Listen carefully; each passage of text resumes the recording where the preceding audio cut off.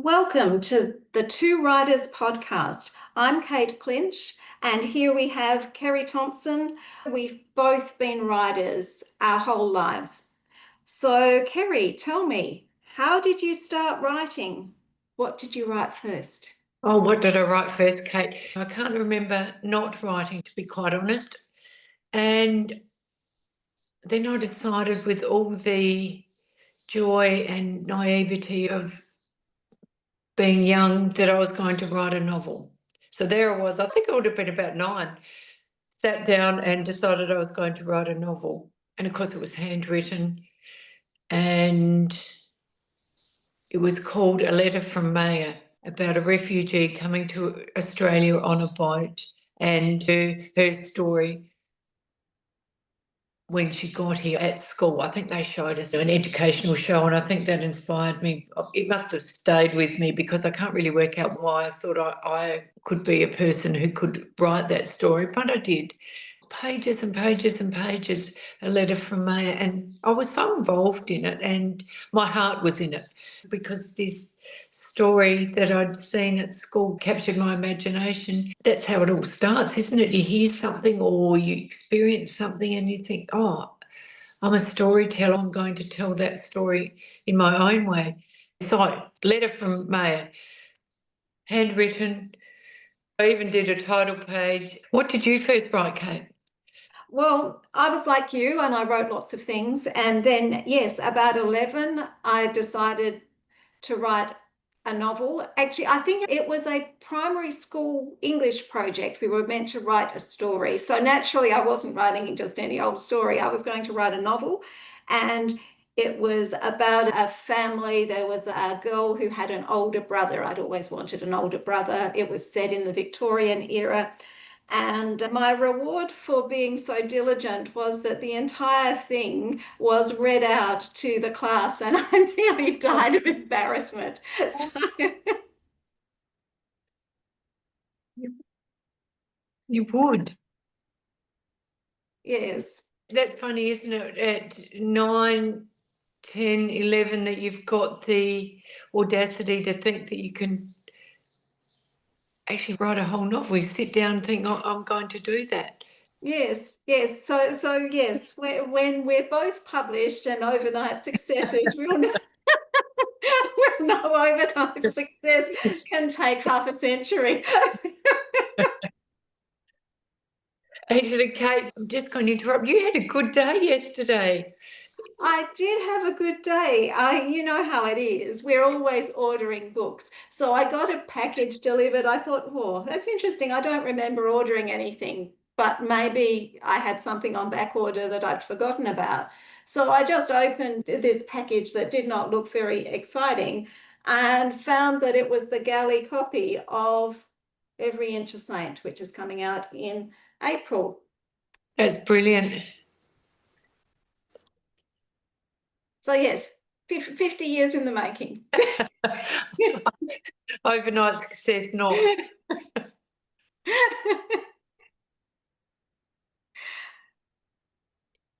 So, anything else you wrote in the Very early days, yes. My next novel was written in exercise books. The first one, because it was a school project, I typed it up on my grandfather's typewriter very laboriously. Oh, they were, weren't they? Yeah. But the second novel only made it into the exercise books, where I was again writing historical fiction. That seems to be a bit of a theme. I wrote with a fountain pen. Right. So yes, so just like Jo Oh, March in Little Women, which was one of my big stories as a kid, I had the ink spots on my fingers, so I knew I must be a real writer then. oh, yes, I love that. The The real ink writer, spots the on, ink spots. yeah. So you're talking about joy in Little Women. What books did you read? What did you find inspiring as a reader? Well, definitely Little Women, but also Little House on the Prairie. And it didn't so much inspire me as a writer, but as a young girl growing up. I was looking at Ma Ingalls and thinking, I want to be like her. And I remember there's a scene somewhere where she's sweeping the dirt floor in one of the houses they lived in, and she talks about how you move the broom so that you don't flick the dirt up. And I can remember getting the broom and learning how to sweep like was described in the book. Oh my goodness. Not on dirt floors though. Not on dirt floors, no, just regular floors. Although they're fairly inspirational books to read. And they were big in our era, like they were big stories. Everyone knew them. And I had a copy of Little Women that had been my mother's, that her grandmother had given her. So they were multi-generational stories, really, yeah, weren't they? yeah, absolutely. I love that books are handed down and you share books with your mother and your grandmother. Yes. How about you? What books inspired you when you were a kid? Well, I am a bit of an Enid Blyton girl. Famous Five, Secret Seven, and Magic Faraway Tree. It's interesting, the real ensemble cast where you've got a group of people and reading about what they do and how they work together. And yeah, no, I loved it. Loved Enid Blyton. And, and reading at night under the quilt, you know, that old thing, reading under the quilt with Getting into trouble because your light's still on, so you're in there with a torch. Yep. with the torch under the quilt. You did that too? Yes. I'm glad it's not just me because I don't want to turn my light off because I'm in a really good spot in this book. So no, just no. No, I'll work out a way. But you wouldn't dare not turn the light off and do as you were told. But there are ways. There's always ways. They were the books that have inspired me. It's interesting. Now you've actually asked that question and I think about it, what I've actually carried through and how I actually write, Kate. I've got the same, you know, I call it ensemble cast, but lots of characters and also the intrigue, and there's always good and bad characters. Good versus evil is in there, and that's sort of carried through. I wonder how inspirational it actually was. It's probably more than inspirational. It sits there, and when I started writing, that's what I used. Once I went past Letter from Maya and started to write myself, maybe it's more inspirational than I actually knew. I think it's true. I mean, there is a parallel between reading Secret Seven and writing adult crime. Mm. Like Yeah, you wouldn't want to have had your 11-year-old self reading Jack the Ripper, would you?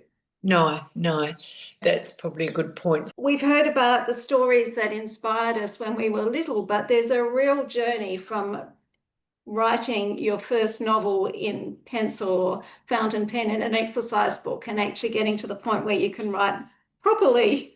So, how did you develop your writing skills, Kerrie? A good question.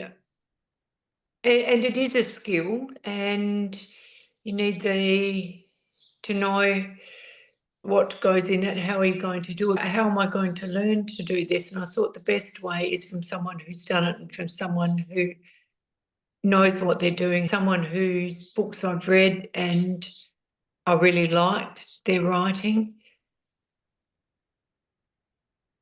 And so I enrolled in one of Fiona McIntosh's masterclasses, and because I found her inspirational, I find her writing inspirational, I find what she's done inspirational, and someone who's actually done it is always a good person to teach. So off I went. How about you? Well, yes, I agree. And that's how we met at Fiona's Yes. masterclass. And she certainly creates a culture around teaching writers and getting writers to connect and support each other, which is really necessary. But in addition to that, obviously, writers read and writers research and writers write. And I think when you write enough, you start to see what's working a little bit. And then you get to the point where you're confident to show someone. And that's a bit like sitting in the class when I was 11, getting the feedback can tell you whether you've Yes. done a good job or not. So it's really a learn on the job kind of thing, but you can learn pointers from experienced writers as well. So it's a real interface between sitting in your office alone and doing it by yourself and taking in the best of technique and inspiration and experience of others. Beautifully said. Beautifully said. Something you said then, Kate, is about writing and then actually giving it to someone to read your writing. That's the most scary thing. I think it's really scary.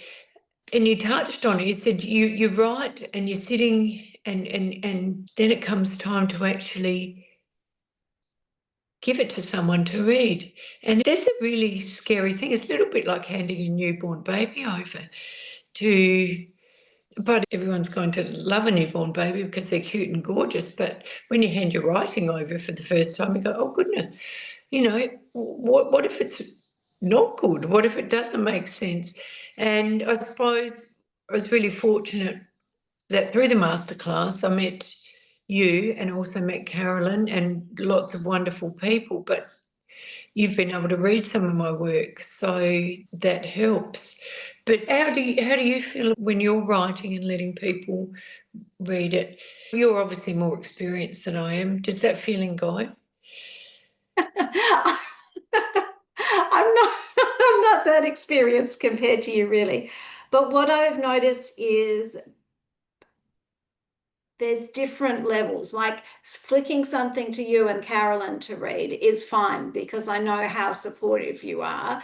And I also know that you will critique me legitimately. You're not yes people, but you're also not going to crucify me for my mistakes. So that's really nice. Sending out to people that you know less well as the chain continues, and you maybe use an editor, and then you start submitting the book out to publishers, becomes a bigger deal in terms of feeling anxious anticipation of how will this be received. And then of course you start collecting rejections. We've all potentially got a very large drawer full of those before we ever get anywhere. And that's one thing. And then suddenly you find someone has said yes and you're going to get published. And that's a whole nother ball game because it's not just someone in their office reading your book. It's like the book is going out onto a bigger stage, and that becomes more nerve-wracking again. Yes. Yes. I do remember when that happened for you, Kate, and I remember the message that you sent. It was very short. He said yes. That was it. He said yes to the book, and it's going to be published and it's going to happen because you sort of touched on it. Oh, yes, that's a good idea, but no, I like your pitch, but no, it's not going to get published. But this was a yes, it is. We've just seen the cover as well, so that's just wonderful. Not something that happened overnight either. It's been a long road. It has, it has. And yes, that response, I'd forgotten how I broke the news to you actually. So he said, yes, that's just an example of, Yeah. do not overwrite your scenes. No. It was quite early on a Saturday morning, I do remember. And I think you must have waited till maybe 7 o'clock in the morning. And yeah, he said yes. That was what you sent. Yes, well, it'll be your turn soon, hopefully. Well, each day it's getting closer, Yeah. isn't it? Yeah. So soon in writers' terms, a bit like, a week's a really long time in politics, 10 For years is a sure. really short time in writing. For sure. For sure. That's where publishing started for you, was when he said yes. And yesterday you got your book in your hands, got to actually hold your first novel in your hands. What are you working on this week? What's next for that novel? Okay. Well, the copy that you saw is what's called a galley copy. So it's an advanced reading copy that's been printed off before the final proofreading. So Right. I've been working through, with you and Carolyn's help, looking for any typos. So today I'm going to just finalize the list to send back to the publisher. Fortunately, there weren't that many to change. So that's today's job. I've also, as you know, just booked a venue for the book launch. So it's really about starting to work out, how do you market the book? How do you work with a publicity person? But those are my focuses for the moment. Kerrie, tell me what you're working on this week. So I'm editing my first novel and going through that, looking at what works well and perhaps some things that I can develop more. It's really interesting when you go back through and read what you've written. There's some lines that I really like, and it's a bit of a joy when you go through and think, oh, that's a good line. I really like that. Or that character, I really like that character. I know one of my characters, the more I edit, the more she's actually growing on me, and I really like her. All my characters are human with flaws, and it's really interesting, isn't it, Kate? When you write and you create a character yourself, I'm thinking about my character, her name's Rocket. And then there's a story to why she's actually called Rocket. But you sort of think my characters are purely fictional, but now I sort of think she's real when I'm actually reading it. And yeah, your characters as a writer in your mind's eye become real. So I'm editing and really excited with where it's going. That's good. Yeah. Well, we'll look forward to hearing about how your editing's going next time. Sounds good. Sounds good. Will you have a good week with that galley copy? Make sure you spend some time actually looking at that front cover, because yes, it is real now. And I don't know, I can see a bookshelf behind you, Kate. I think, can you put your book up the top there, right next to that pot plant? I think that's a good place for it so we can see it. Yes, that's probably a good idea, though I might have some people that want to borrow it to look at it first. Sure. Did you only get one copy? Two. So I gave one to my son. Neither of my children they're both adults, have read the manuscript yet. So Right. actually he went somewhere and someone asked how I was, and he said, oh yeah, she's just getting her book published. And Lance was asked, what was it about? And he said, oh, I think it's historical fiction. So I handed him the manuscript, and he said, manuscripts don't look very appealing to No. read. And so 2 hours later, the galley copy rocks up. Oh, So really? I went down and handed it to him. So we'll see how many excuses come up next. You'll have to tell us next time what his next comments were. You have a good week, Kate. We'll chat soon. You too. See you Bye. later. Bye.